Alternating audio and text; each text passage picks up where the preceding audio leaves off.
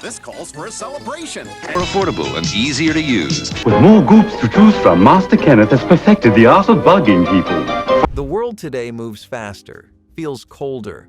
But growing up in the 80s meant having a kind of freedom, wonder, and connection that's almost impossible to find now.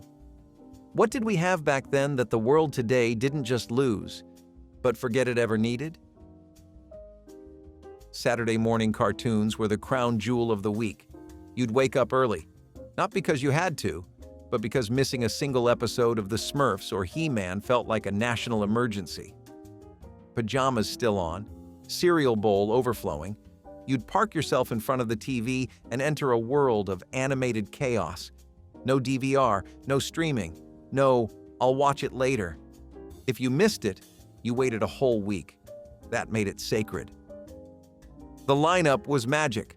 From Looney Tunes to the Jetsons to whatever weird one-season wonder was slotted between better shows. You laughed, you gasped, and you had opinions about which cartoon dog was the best crime solver. The commercials were half the fun, full of sugar cereal, plastic toys, and loud jingles that still haunt your brain. It was a slow, joyful routine. Cartoons until noon, then the day began. And if your sibling wanted to change the channel, that was war. But nothing screamed 80s childhood louder than that sugary TV glow and the sound of your mom yelling, "Turn that down," right before a cartoon anvil fell. But once the cartoons ended, it was time for a different kind of drama, one with whispers, tangled cords, and someone yelling, "Get off the phone!" You actually talked on the phone, with a cord no less, and it was a whole event. You'd yank the receiver off the wall, stretch the spiral cord into the hallway, and lower your voice like you were transmitting secrets to space. That cord tangled itself into knots so tight scientists couldn't explain it. You'd pace in tiny circles, twisting it between your fingers like it held the answer to your crush's feelings. Every "hello" was laced with the risk of someone picking up from the other room. The phrase, "hang up the other line," wasn't just a request. It was a cry for privacy in a house full of eavesdroppers. Conversations were real, messy, and filled with silences that meant something.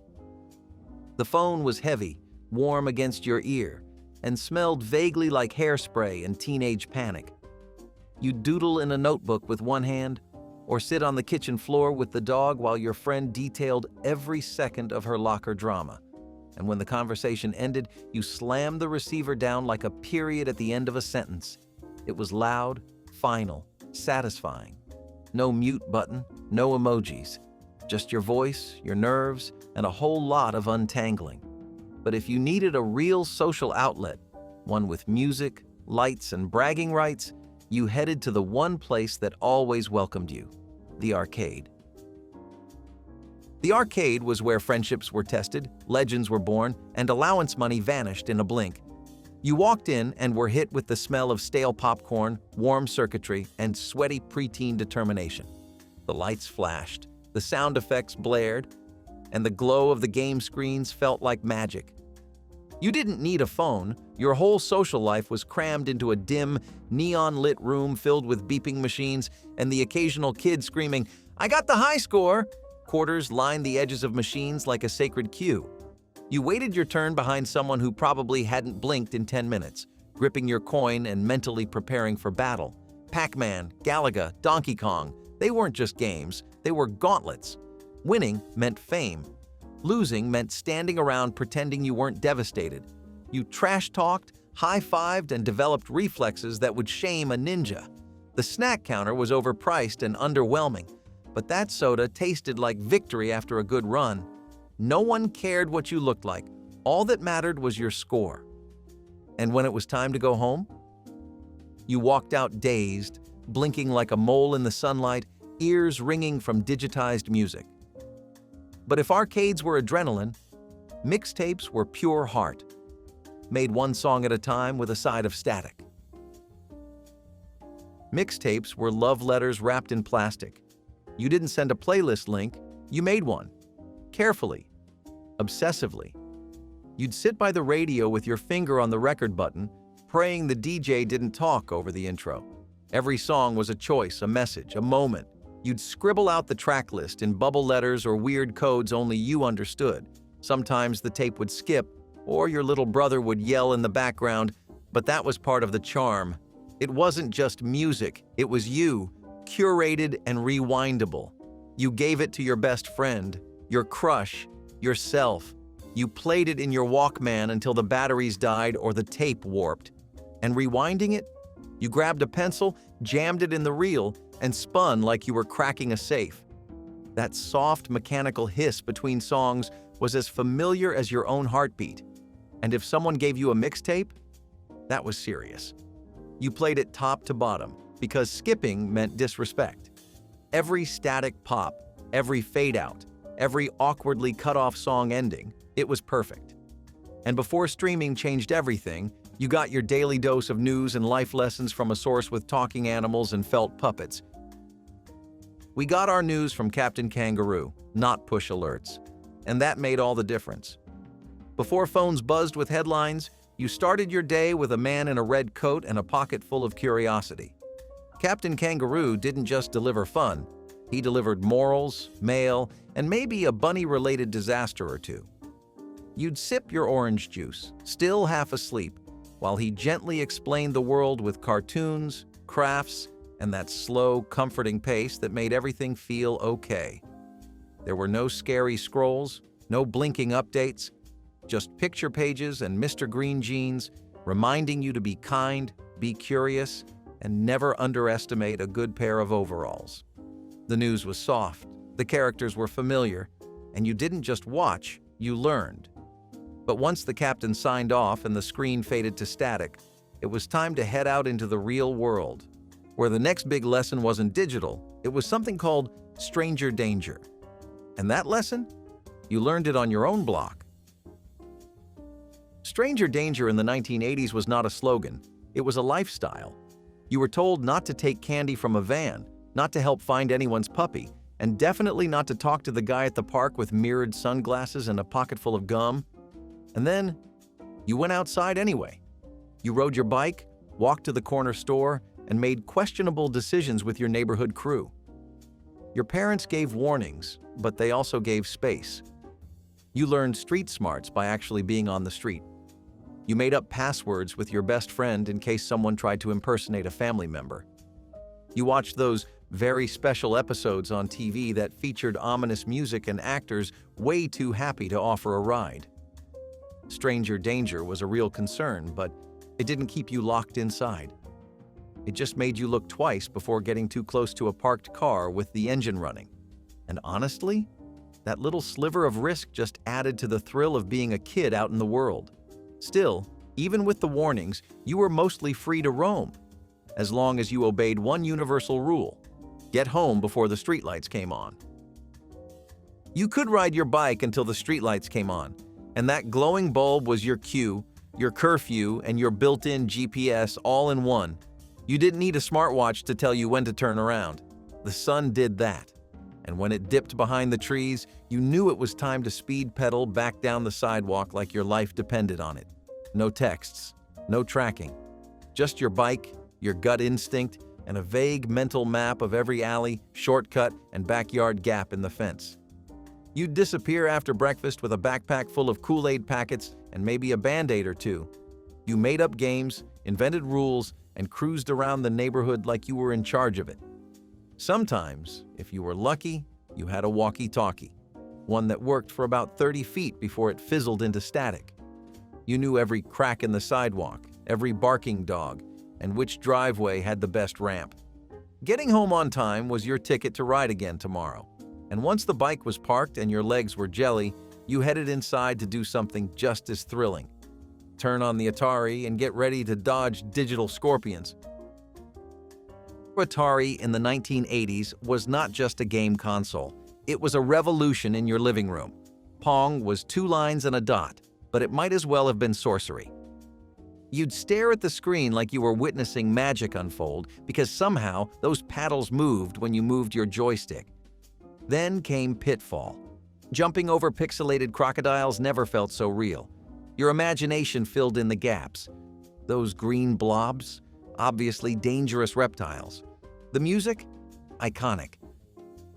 And then there was E.T., the game that confused an entire generation and somehow still managed to be part of our childhood legend.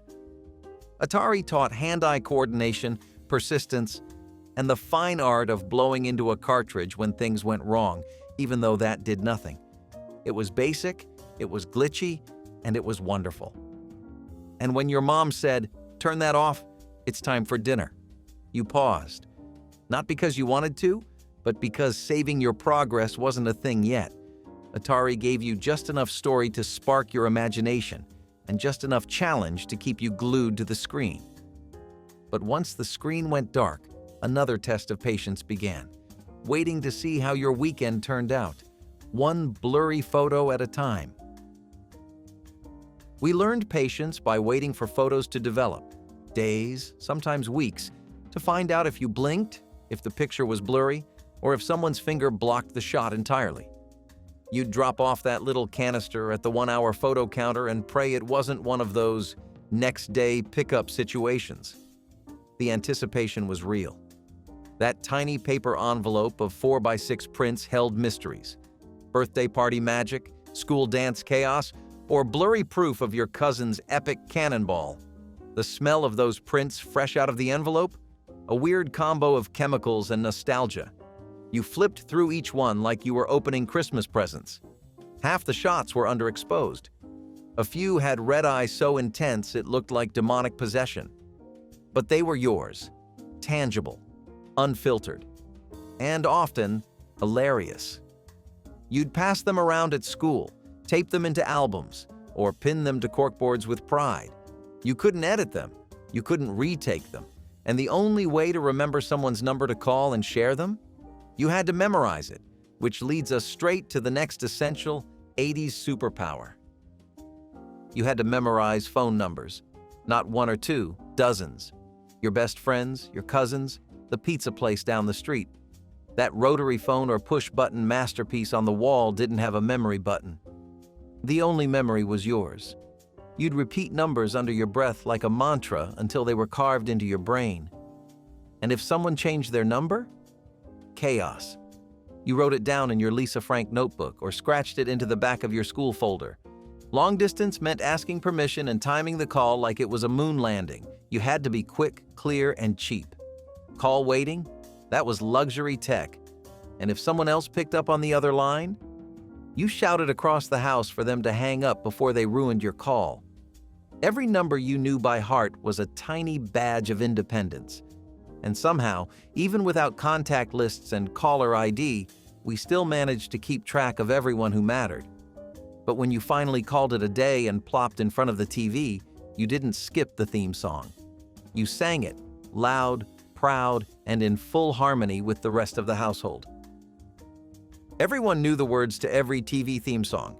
You didn't just watch shows, you welcomed them with a full-blown sing-along.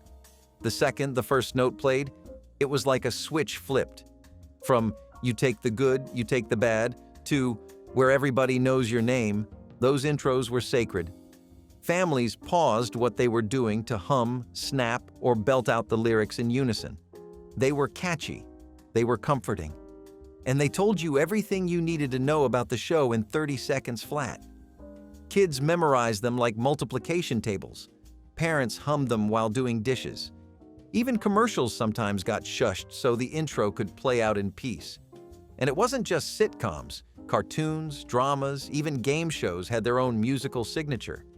If you had a theme song stuck in your head, you didn't Google the lyrics, you just waited for it to come on again. And once it did, you sang like you meant it. But when the TV finally clicked off, it was time to pull out something even more interactive. The kind of fun you had to build, break, and occasionally lose under the couch. We grew up with real toys. Not apps, not updates, just solid, sometimes sharp, definitely paint-chipping toys. You had to use your hands, your imagination, and a lot of batteries that never seemed to last more than 2 days. There were dolls that smelled like fruit, action figures with detachable limbs, Stretch Armstrongs that leaked mystery goo after one too many wrestling matches. And if you were lucky, you had the creepy crawlers set, the one that heated plastic goop into rubber bugs while teetering on the edge of second-degree burns. Toys in the 80s were wild, colorful, and mildly dangerous in the best way. You had to read instructions, trade parts, swear a solemn pact over your trapper keeper not to steal your best friend's Voltron lion. Toys had weight. They clunked when you dropped them. And if you broke one, you got creative with duct tape and hope. These weren't disposable. They were your sidekicks. And when the weekend hit and you packed your favorites in a backpack, there was only one place you truly wanted to take them. The mall was our social media. It was where everything happened. Gossip spread like wildfire between the orange Julius counter and the photo booth. You'd cruise from Hot Topic to Sam Goody, always keeping one eye out for someone from your math class. Or better yet, your crush. There were no texts, no tags, just you, your bestie, and your most coordinated outfit. The food court was HQ. Spencer's Gifts was where you pretended to laugh at the adult section but secretly bought glow-in-the-dark keychains. And the arcade? That was where reputations were made. Hanging out at the mall wasn't just about shopping. It was about freedom. You felt grown up ordering a pretzel with your own money or trying on sunglasses you knew you couldn't afford. It was the one place you could see everyone, bump into anyone, and walk away with nothing but memories and a blurry strip of photo booth evidence. But when the stores closed and curfews loomed, the best kind of hangout began right in your backyard. Backyard camping was a rite of passage. You didn't need a national park, just a patch of grass, a borrowed tent, and the bravery to survive the night without running inside. You packed snacks, flashlights, and your bravest friend. Someone always brought Kool-Aid, someone always forgot bug spray, and someone, probably you, told a ghost story so scary that no one slept a wink. The tent would sag, the zipper would get stuck, and there was always that one mystery noise that made everyone scream.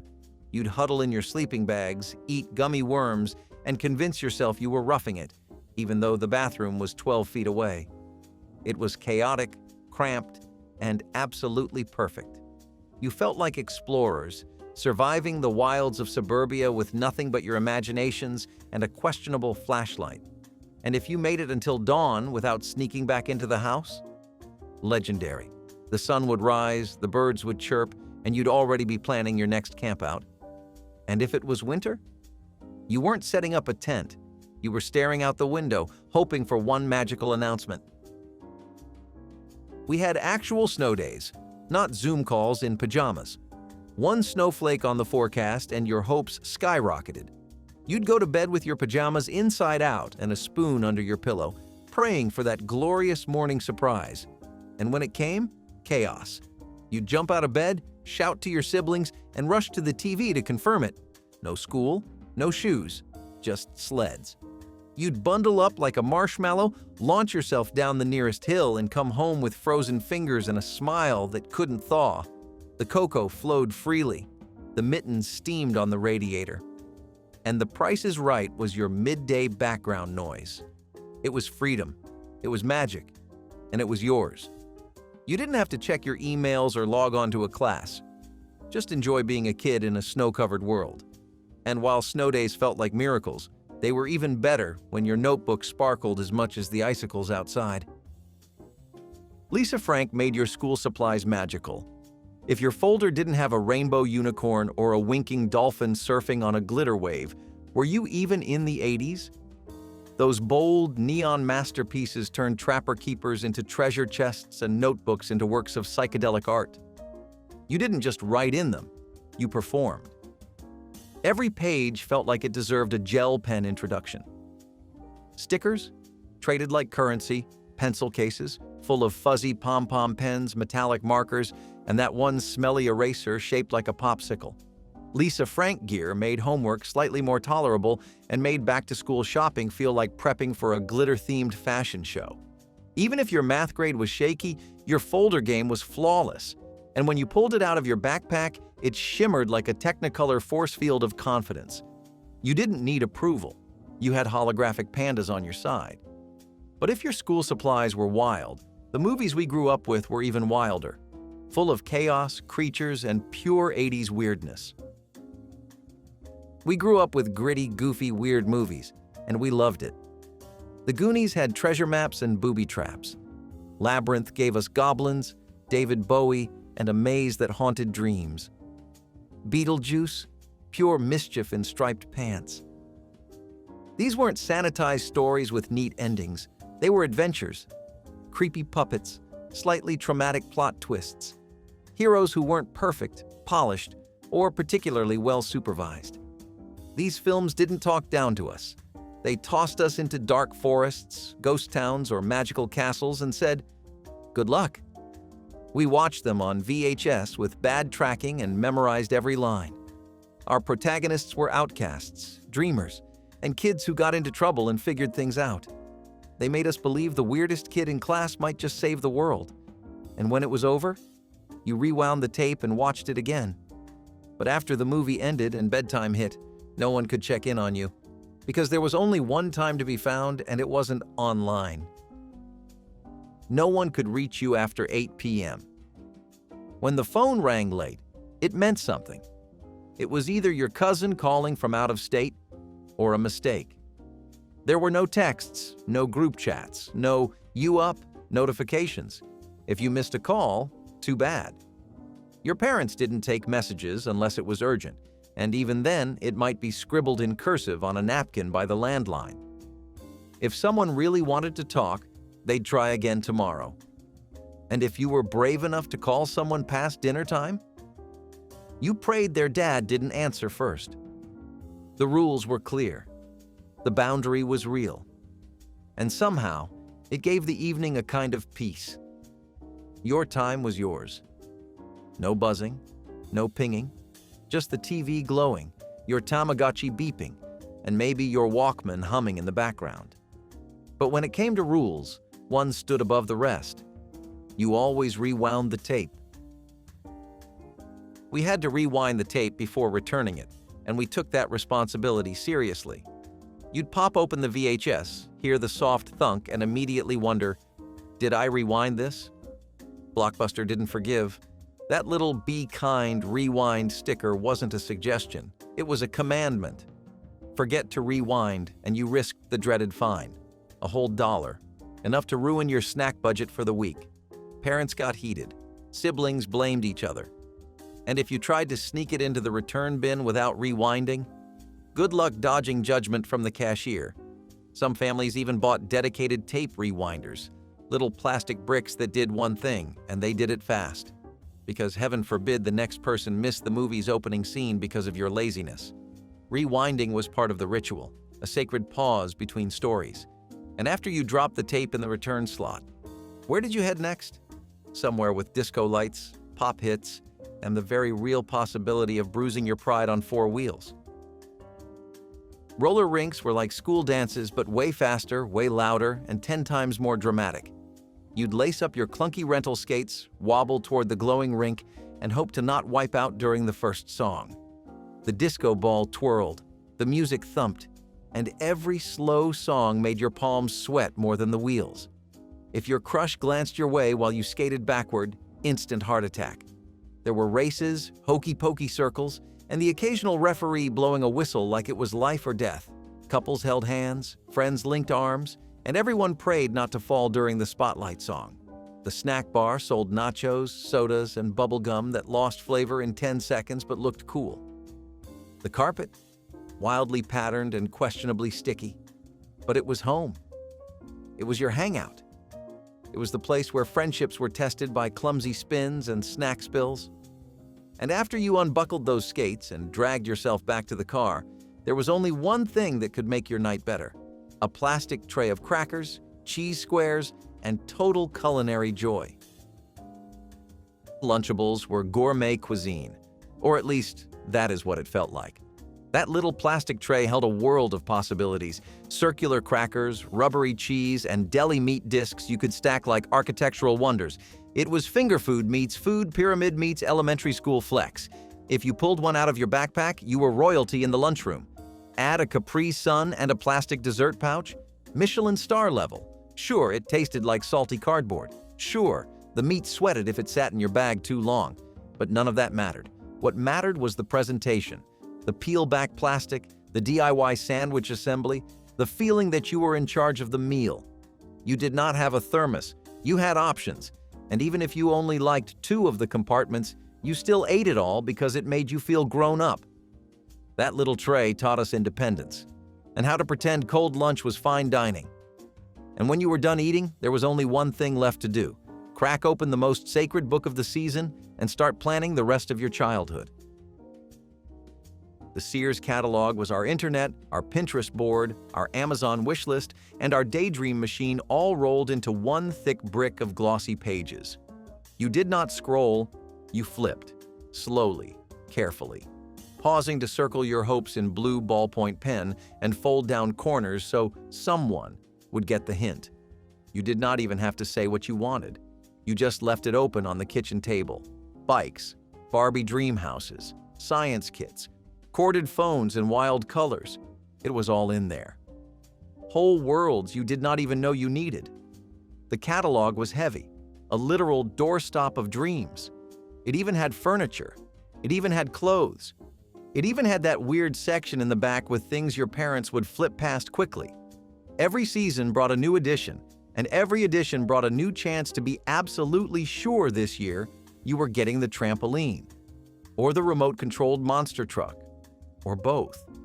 But before the holidays arrived, there was always one thing that captured your personality forever, whether you liked it or not: your school picture. School photos in the 80s were not just awkward, they were legendary. The laser backgrounds, the stiff collars, the hair that defied gravity and reason. You sat on that little stool, blinked into a camera the size of a microwave, and hoped for the best. But the best never happened. You either smiled too hard or not at all. Your bangs stuck out like radar equipment, and your mom's favorite sweater suddenly felt like an itchy punishment. Still, the photo made it to the fridge, to wallets, to the wall in Grandma's hallway, where it stayed long after you wanted it gone.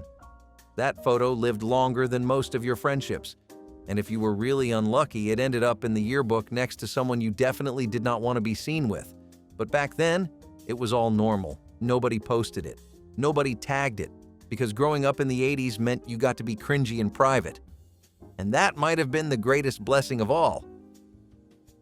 You could be a kid in the 80s without being filmed 24/7, and it was glorious. No phones recording your every fall, flub, or funny face. No filters smoothing out your cheeks or background music turning your tantrum into a meme. If you did something ridiculous, only the people in the room knew. And unless someone had a camcorder the size of a microwave, your moments disappeared into family lore instead of the cloud. You climbed trees, scraped knees, wore mismatched socks, and made up dances that lived and died in the living room. Your awkward phase? Yours alone. You could try, fail, fall, and get back up without a comment section. We did not perform for likes. We performed because it was fun, because our siblings dared us, because we were alive in a world that let kids be kids. And while our childhoods might not be saved on a server, they are burned into memory. And honestly, that is better. But for all the analog freedom we had, we were also the first to catch a glimpse of the digital world on the horizon. We had the best of both worlds, tech and imagination. One minute you were building a fort out of couch cushions and pretending it was a spaceship. The next, you were blowing into a Nintendo cartridge and praying it would load. We lived outside until the streetlights came on, then sprinted inside to rescue Zelda or crush turtles with Mario. We had walkie-talkies and Tamagotchis, remote control cars and cassette players. Technology was a treat, not a tether. And it lived right alongside our bike ramps, our coloring books, our glow-in-the-dark stars. We could code a basic program on a family computer and still believe our backyard was Jurassic Park. It was the last moment in time where tech felt like magic and play felt limitless. And if you were lucky, you got to do it all with jelly bracelets, a sticker book, and your best friend knocking on the door asking if you could come out. Back in the 1970s, monster trucks were not just something you saw at arena shows. They were rolling through neighborhoods like local legends. Drivers would lift their trucks sky high with no thought to rollover danger, center of gravity, or whether they could actually park the thing in their own driveway. Tires the size of bathtubs? Absolutely. No visible license plate? Who was looking? There were no limits to how high you could lift your suspension or how ridiculous your truck looked. If you needed a ladder to get in, you were doing it right.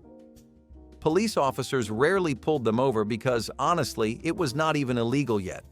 No one was worried about crash test ratings or pedestrian safety zones, and the idea of stability control was still hanging out in a notebook somewhere in Detroit. Today, height restrictions and suspension laws make sure your ride does not double as a climbing wall.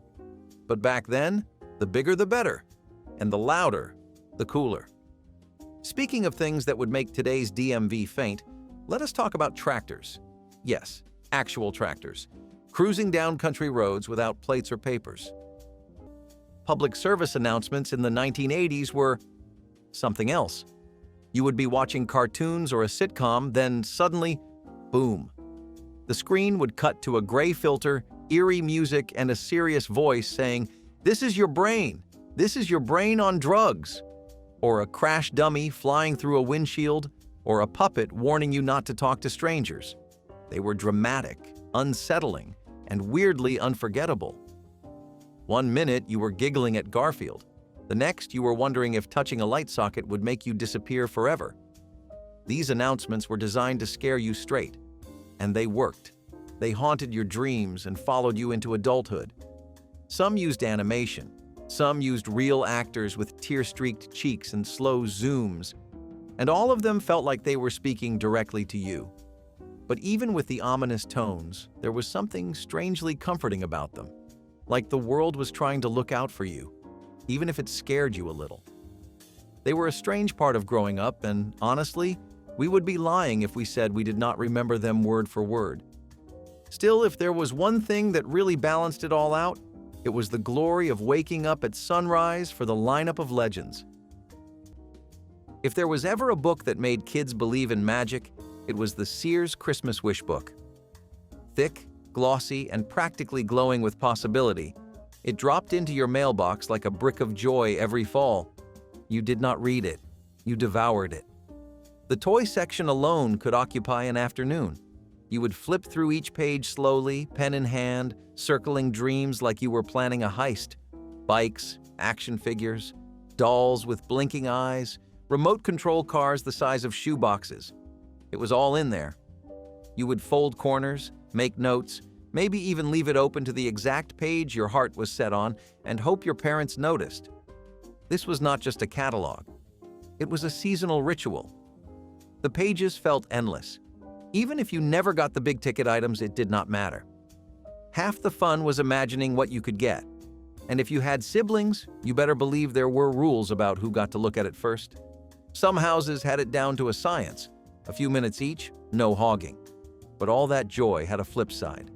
Because nothing could snap you out of toy-filled daydreams quite like a certain buzzing sound from the television, the kind that made your heart drop even if you did not know why. Back before Halloween became a yearly anxiety fest, taking unmarked candy from a neighbor was just how the night worked. You rang a doorbell, yelled, "Trick or treat," and got handed whatever someone had lying around. Loose jelly beans? Great. Homemade fudge and wax paper? Even better. The idea that candy needed to be sealed and tamper-proof had not fully caught on yet. No one was worried about needles or poison. Your biggest fear was getting a box of raisins. Parents did not comb through your haul under a flashlight. They just told you not to eat it all at once. The neighbor handing out popcorn balls or wrapped caramels was not suspicious. They were the cool house. Trust was the currency of the neighborhood, and if someone put effort into a treat, you respected it. Now, we wrap everything in layers of packaging and double-check labels like candy is a security threat. And after all that sugar buzz, you already knew where the real party was. Under a disco ball, skates on, and lyrics your parents probably should have listened to more closely. If you were a kid in the 1970s and you did not have a gas-powered mini bike, were you even really living? These things were like pocket-sized motorcycles. No license required, no helmets expected, and no real supervision in sight.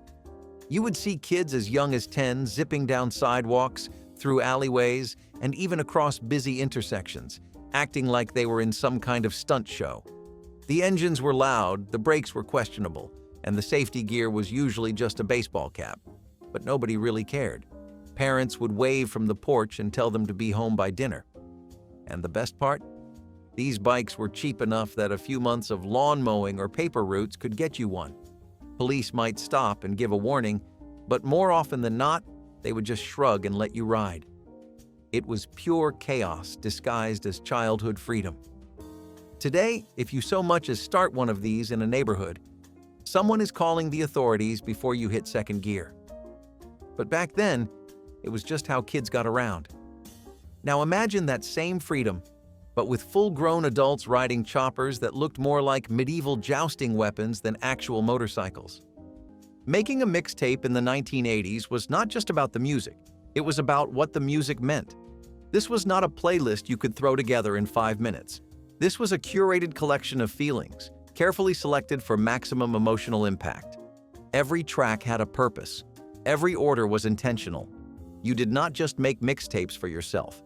You made them for friends, for crushes, for breakups, for birthdays, for sitting in your room, staring at the ceiling, thinking deep thoughts you had no business thinking at that age.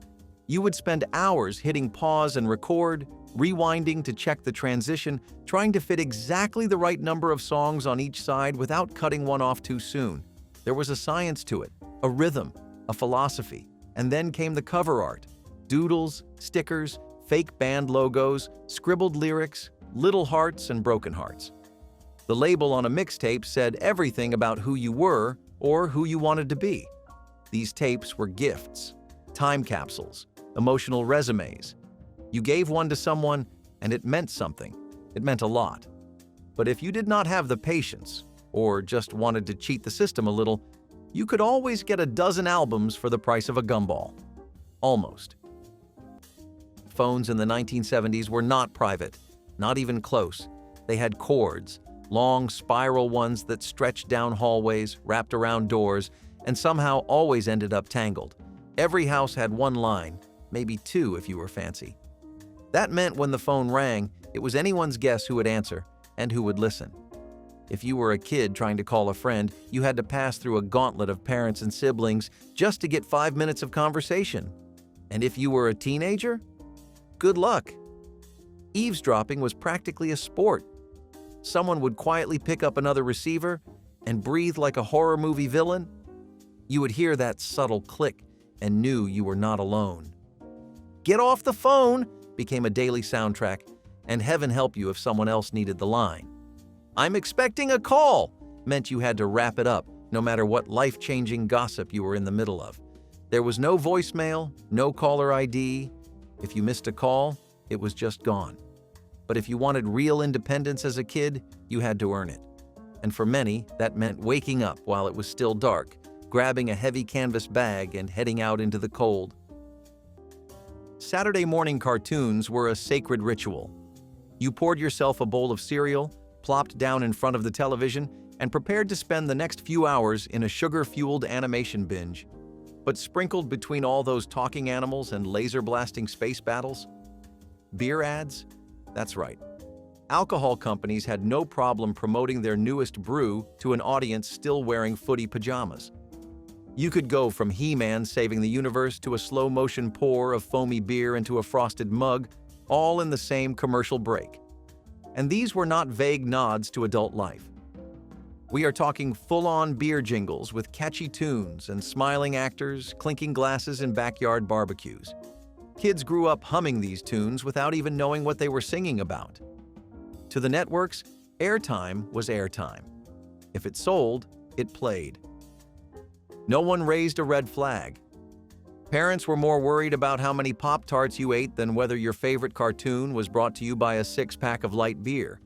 And when the commercials ended, you ran outside with your friends. No shoes, no helmets, just 2 wheels and a scraped knee waiting to happen. Kit cars were the adult version of a Lego set, if Legos went 70 miles per hour and could possibly explode. You would order a fiberglass body from a catalog, bolt it onto a salvaged frame from a junkyard car, and presto, you had a custom ride. There were kits styled to look like sports cars, vintage racers, or even futuristic space cruisers. No two were ever quite the same, and that was the charm. What was missing? Crash testing, emissions control, reliable seatbelts, minor stuff. Laws eventually caught on and tightened up hard. Nowadays, building a kit car is like applying for a pilot's license with extra paperwork. But in the 1970s, it was a golden age for homegrown horsepower. Yet none of these Frankenstein rides held a candle to the tank-sized beast that was the used checker cab turned personal car. You had not lived until you beat the Oregon Trail without dying of dysentery. That was the holy grail of 1980s computer gaming. Those chunky gray computers in the school lab, that pixelated map, that relentless text box reminding you that little Timothy had broken a leg and your oxen just drowned crossing a river. Iconic. It was not just a game, it was survival. You learned real-life lessons in that pixel wilderness, like how much meat you could carry back from a hunt, not much, or why you should never try to ford a river without thinking it through. And somehow, we were totally into it. The green and black graphics, the clunky keyboard, the fact that it felt like schoolwork but kind of fun. You would all huddle around one screen, a group of 5 kids making group decisions like mini pioneers, and somehow it felt like the fate of your wagon family actually mattered. It was your first taste of choices in gaming, your first little moral dilemmas. Do you trade clothing for bullets? Do you rest for 2 days? Or do you push on and risk everyone freezing to death? Still, once the school bell rang, it was game over. And if you wanted to know what was playing in theaters that weekend, you did not Google it. You picked up the phone. There was no sound more powerful in the 1970s than the delicate, distant jingle of the ice cream truck. Except, it was not a jingle the way we hear it today through tinny speakers and digital loops. No, back then, the ice cream man had real brass bells. He would slowly drive down the block, gently ringing them by hand or with a string attached to the window. The sound was soft but unmistakable. It sliced through summer air like a siren of salvation. Kids would freeze mid-game, mid-bite, or a mid-sentence and yell, "Ice cream!" before bolting toward the noise barefoot, clutching whatever spare change they could dig up from a kitchen drawer or the couch cushions. The menu on the side of the truck was like a stained glass window of dreams. Push pops, rocket bombs, orange creamsicles. And if you were lucky enough to have a full dollar, you might even walk away with a cartoon character bar with gumdrop eyes that always looked just a little off. The magic was not just the treat. It was the chase, the chaos, the moment. You did not schedule a visit to the ice cream truck. You hunted it. But if you wanted to feel truly rich as a kid, it did not involve frozen sweets. It happened in the aisles of the grocery store, with something you could not eat, but you definitely collected. If you were a kid in the 1970s, chugging water straight from the garden hose was basically a rite of passage. You would be out playing tag, riding bikes, or building questionable tree forts and suddenly realize you were dying of thirst. No one ran inside for a water bottle. You went for the hose. You cranked the knob, let the sun-heated water blast out for a few seconds, and then put your mouth right on the nozzle. No one asked where the hose had been or what might be growing inside it. Rubbery taste? Totally normal. Mystery specks? Built character. Parents barely noticed unless you soaked your shirt. Nobody thought twice about what kinds of chemicals were leaching from the plastic or whether small bugs had made it their home. We just drank and kept running. But when it came to food, there were rules. Except during Halloween, when those rules took a break and you took candy from strangers with zero hesitation. In the 1970s, if you lived out in the country and owned a tractor, you basically owned a car, a truck, and a parade float all in one. Tractors were not just for farms, they were the rural equivalent of a commuter vehicle. Need to get to the store? Take the tractor. Dropping by your neighbor's house 3 miles down a dirt road? Tractor again. There was no need for plates, registration, or insurance. The rules were simple. If it moved and it did not break anything, it was fair game. Authorities looked the other way, because honestly, who was going to ticket the guy who also grew their corn? It was a slower time, and we mean that literally. You would see 20-mile-per-hour traffic jams with a full line of cars behind one of these beasts, and no one really minded. Today, you need plates, reflectors, and often a permit to drive a tractor even a block away from your land. But back then, tractors were as common on rural roads as pickup trucks, and a whole lot louder. Blank VHS tapes were not just empty plastic boxes. They were treasure chests, the kind you could label, relabel, and fill up with your own little corner of television history. You remember the sound, right? That whirring click as the VCR accepted your latest recording project, whether it was The Muppet Show, a Disney movie airing on Saturday night, or just some random commercials you ended up watching later like they were rare artifacts. Back then, taping something off television was serious business. You had to time it perfectly. Hit record at just the right moment, or risk catching the tail end of a news anchor saying, "And now," before your show started. Fast-forwarding past commercials felt like a power move. Rewinding? An art form. And if you had one of those little tape rewinder machines shaped like a car, you were basically living in luxury. You wrote on those little white stickers with a level of care that rivaled school projects. Do not tape over. Disney only. Toys R Us ad. Keep forever. And when someone in the house recorded over your stuff with a football game, that was war. But if you wanted to really test your patience and your brain power, there was only one screen-based challenge that ruled them all.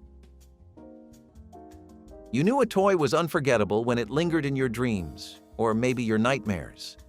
Hugo, man of 1,000 faces, was that toy. It was not soft or cuddly. It was a bald, plastic, mannequin-style head with eyes that seemed a little too real. And you could change its face. No, really. You got this kit full of rubbery noses, scars, mustaches, eyebrows, eye patches, and even glasses to transform Hugo into anything from a movie villain to a Cold War spy. You applied the features with a kind of glue stick that felt halfway between a craft tool and something out of a mad scientist's lab. This was not a toy you brought to bed with you. It was one you studied, experimented with, maybe even tried to prank your sibling with. There was something fascinating and just a bit unsettling about it. And yet, you kept going back to it. You made stories around those disguises, invented entire secret agent missions with Hugo at the center.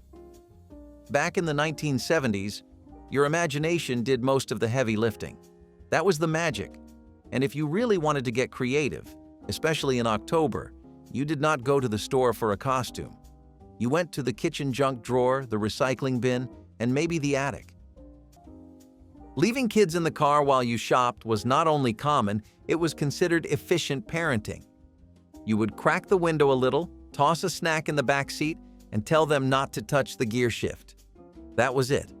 No seat warmers, no climate control, just the burning hot vinyl seats and a juice box to keep them busy. You would run into the grocery store, the post office, maybe even the mall, and come back 20 minutes later like it was nothing. Sometimes the kid was asleep, sometimes reading, sometimes playing with the door locks like it was a game. There were no viral videos or angry phone calls to the authorities. People assumed kids were tougher back then, or maybe they just really trusted that nothing would go wrong. Sure, you would get the occasional warning to not talk to strangers through the car window, but that was the extent of it. It was all part of the era's free-range approach to parenting. And while the kids were stuck in the car, the adults, they were likely sneaking a break of their own, somewhere smoky and very much on school property. That high-pitched tone, you remember it. You might even feel it in your chest right now. The emergency broadcast system test did not care what you were doing. It took over everything. You could be watching your favorite cartoon, a family sitcom, or a game show with flashing lights, and suddenly the screen would freeze, a gray static box would appear, and that bone-chilling noise would wail through the speakers. Then came the voice, always monotone, always distant. This is a test. This is only a test. Even though they told you it was just a drill, it still felt like the end of the world was knocking. You sat still, stared at the screen, and waited for it to go away. Some kids covered their ears, others ran to find a parent. It was spooky in a way you could not explain. You did not know what nuclear war was, not really, but you knew this test meant something big, something adult, something terrifying. After a minute or two, it would vanish, and the show would come back on like nothing happened. But you felt different. That noise lived in your bones. Still, once the fear passed, you went back to being a kid. And in the 1970s, being a kid meant making your own fun, sometimes by putting on a show right in your backyard. Commercial jingles in the 1980s were not just background noise. They were the soundtrack of your childhood. Short, catchy, and borderline hypnotic. From "I do not want to grow up, I am a Toys R Us kid" to my buddy, wherever I go, he goes." These little songs became national earworms. You knew the tune before you even understood the product. And even now, decades later, you probably remember all the lyrics without trying. Fast food chains, toys, theme songs for cereal, they all knew how to brand themselves right into your brain. And we loved it. These were not just ads. They were pop culture. Kids would sing them on the playground like they were chart-topping hits. Some even had dance routines. And the best ones? They felt like a little burst of joy in between the shows you came to watch. It was marketing, sure, but it was also magic. A 30-second clip that made you beg your parents for action figures, Happy Meals, or the latest sugary snack with a weird mascot. And yes, even today, if you hear the opening note of gimme a break," you know exactly what is coming. But when it came to making your own mix of hits, that required serious patience and a strong dislike for chatty radio DJs. In the 1970s, tourist towns across America fell in love with the exotic charm of tuk-tuks and rickshaws, those little three-wheeled wonders that looked more at home in Bangkok than on a beachfront boulevard in Florida. But there they were, buzzing around like mosquito-sized taxis, legally driving alongside full-sized cars and trucks. Some were imported directly from Asia. Others were homemade contraptions cobbled together in backyard sheds using scooter engines and whatever metal scraps were lying around. They barely had suspension. Their top speed was a hopeful 25 miles per hour, and turning corners felt like rolling dice. But city officials thought they were charming, tourists loved them, and for a brief moment, they were as American as funnel cake. You could drive one of these with nothing more than a regular driver's license and a little bit of nerve. No airbags, no crumple zones, no real doors, and sometimes no roof either. They were part carnival ride, part cab, and somehow fully legal. Eventually, rising safety concerns and tighter import regulations shut them down on public streets, pushing them into novelty rides at festivals or private events. Still, for a while, you really could get picked up from your hotel in a tuk-tuk. And if that sounds sketchy, imagine cruising through a rainstorm in a car that did not even come with windshield wipers. Saturday morning cartoons were not just shows. They were rituals. You would wake up at 6 or 7, bowl of cereal in hand, and stake out your spot in front of the television before anyone else in the house even stirred, pajamas still on, eyes still half shut. But you were ready. The networks fought hard for your attention. ABC, NBC, CBS, they all rolled out animated powerhouses like The Smurfs, He-Man, The Real Ghostbusters, Gem, G.I. Joe, and Teenage Mutant Ninja Turtles.